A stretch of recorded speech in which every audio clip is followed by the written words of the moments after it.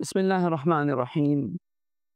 ایک پیاری حدیث، ایک سنت، ایک روحانی اور مبارک عمل جس پہ تقریباً ہم نے عمل چھوڑ دیا ہے تو بلائیں، مصیبتیں، جنات و شیاطین کی شرور نے ہمیں گھیر لیا۔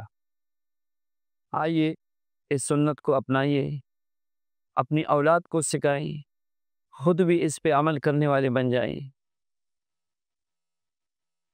حدیث پاک میں ہے، فرماتے ہیں عن انس بن مالک رضی اللہ عنہ قال كان النبی صلی اللہ علیہ وسلم اذا دخل الخلاء، فرماتے ہیں جب نبی کریم صلی اللہ علیہ وسلم بیت الخلاء میں داخل ہوتے تھے، قال تو یہ دعا پڑھ کے داخل ہوتے تھے، اللہم انی اعوذ بک من الخبث والخبائث،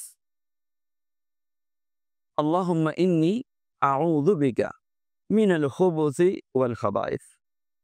خبث یہ خبیث کی جمع ہے، خبث خبیث کی جمع ہے، اور خبث سے نر شیاطین یہ مراد ہے، اور خبائث سے مؤنث شیاطین مراد ہے۔ یاد رکھیے اس مبارک دعا کے پڑھنے سے جتنی بھی خباثتیں ہیں بیت الخلاء میں، جتنی بھی گندگیاں ہیں، ان گندگیوں سے، ان خباثتوں سے اللہ تبارک و تعالی حفاظت فرمائیں گے۔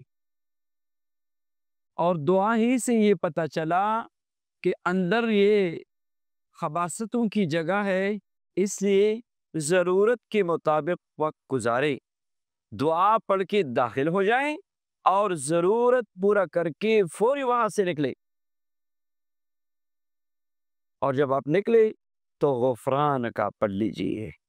تو اس دعا کی برکت سے بیت الخلاء اور واش روم اور حمام کی خباثتوں سے، جنات، مرد اور خواتین، خبیث جنات کی شر سے آپ کی حفاظت ہوگی۔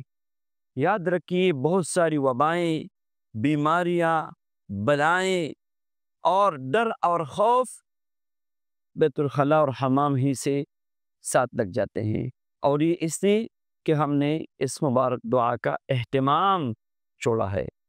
تو اللہم انی اعوذ بک من الخبث والخبائث، خود بھی اور اپنے اہل و عیال کو بھی یاد کرائے اور اس مبارک سنت پہ عمل کرے۔ نبی صلی اللہ علیہ وسلم نے دنیا آخرت کی برکات کے خزانے ہمیں دی ہیں۔